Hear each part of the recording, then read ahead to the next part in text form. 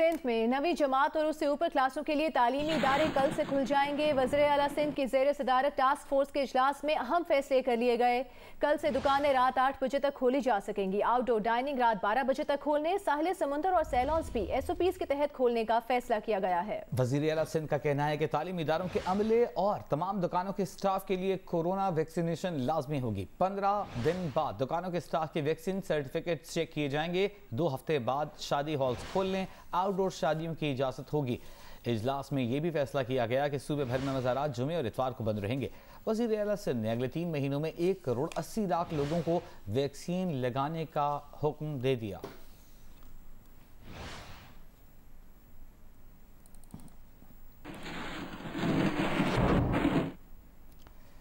कराची में 24 घंटों में कोरोना के मुस्बत केसेस की शरह 11.2% रिकॉर्ड की गई। महकमा सेहत सिंध का कहना है कि कराची में 24 घंटों में 5140 अफराद के कोरोना टेस्ट किए गए। 578 अफराद में कोरोना के मुस्बत आने की तस्दीक हुई। 24 घंटों में हैदराबाद में कोरोना मुस्बत आने की शरह 4.8% रही।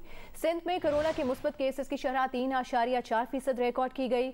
वज़ीर इत्तलात से नासिर हुसैन शाह कहते हैं कि कराची में कोरोना केसेस कम हुए हैं। सिर्फ एक डिस्ट्रिक्ट और कुछ इलाकों में ज्यादा केसेस सामने आए हैं। वहां कोरोना की रोकथाम के लिए इकदाम किए जाएंगे।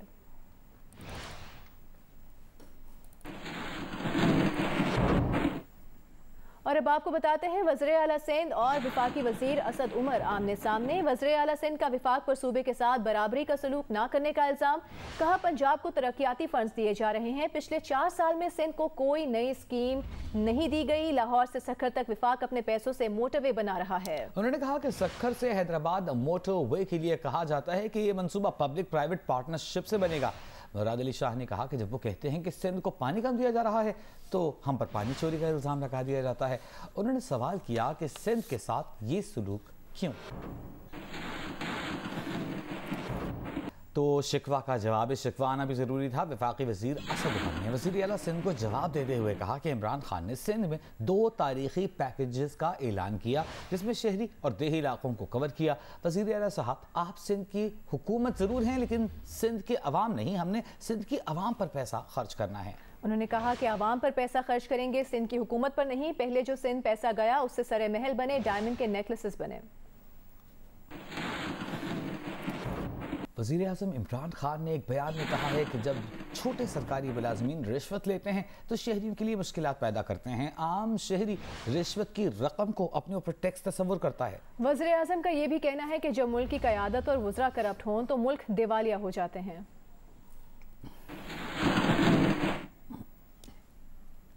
ऑपोजिशन लीडर शहबाज शरीफ ने कहा है कि हुकूमत कौमी खजाने और रेवेन्यू के साथ वही कुछ कर रही है जो आटा चीनी के साथ हुआ। अहम एदादो शुमार में हेर फेर होगा तो दुरुस्त मनसूबाबंदी नामुमकिन है। मुल्क और कौम को बहरान पर बहरान का सामना करना पड़ेगा। शहबाज शरीफ का यह भी कहना था कि 140 अरब की FBR को अदायगी पर AGPR के एतराज़ ने रेवेन्यू आदादो शुमार का भांडा फोड़ दिया। अकाउंटेंट जनरल पाकिस्तान हुकूमत से मुतालबा कर रहा है टैक्स रिफंड की अदायगी के बाद रेवेन्यू में कमी दिखाई जाए।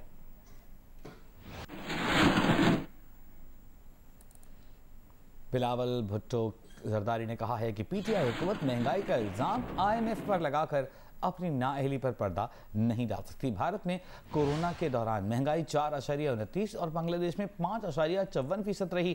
पाकिस्तान में महंगाई की शरह 10.9% क्यों है। बिलावल भुट्टो ने यह भी कहा कि इमरान खान की सरपरस्ती में माफिया ने सिर्फ 3 माह में मुर्गी के गोश्त की कीमतें 110% तक बढ़ाई।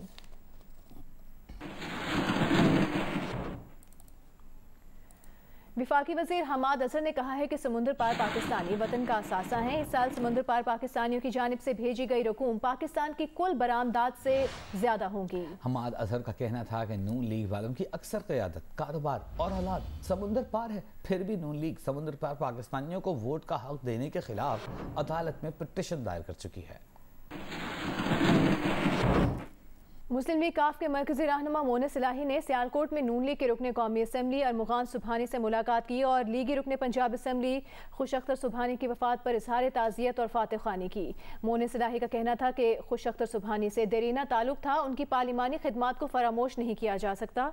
इस मौके पर मोनस इलाही ने चौधरी शुजात हुसैन और चौधरी परवेज इलाही की जानिब से भी ताज़ियत की।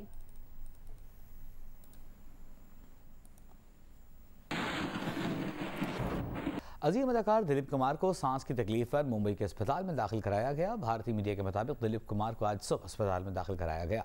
सीनियर डॉक्टर उनकी देखभाल कर रहे हैं। भारतीय मीडिया का कहना है कि दिलीप कुमार के कुछ टेस्ट भी किए गए हैं, ताहम उनके नताइज का इंतजार है।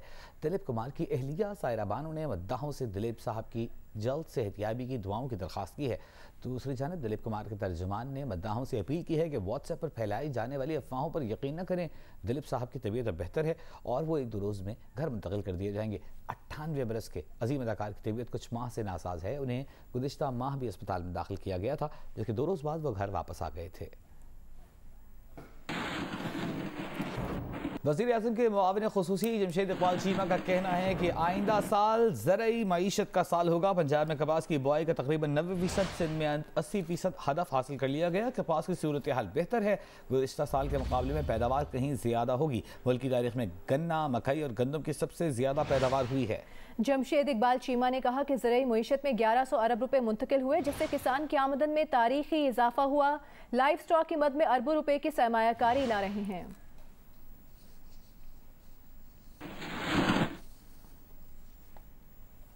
शहजादा हैरी और मेघन मार्कल के यहाँ बेटी की पैदाइश हुई है। बेटी का नाम लिलीबेथ डायना माउंटबेटन विंसर रखा गया है। शहजादा हैरी और मेघन मार्कल के यहाँ बेटी की पैदाइश जुमे के रोज़ कैलिफोर्निया में हुई। मेघन मार्कल के प्रेस सेक्रेटरी के मुताबिक मेघन मार्कल और उनकी बेटी दोनों सेहतमंद हैं।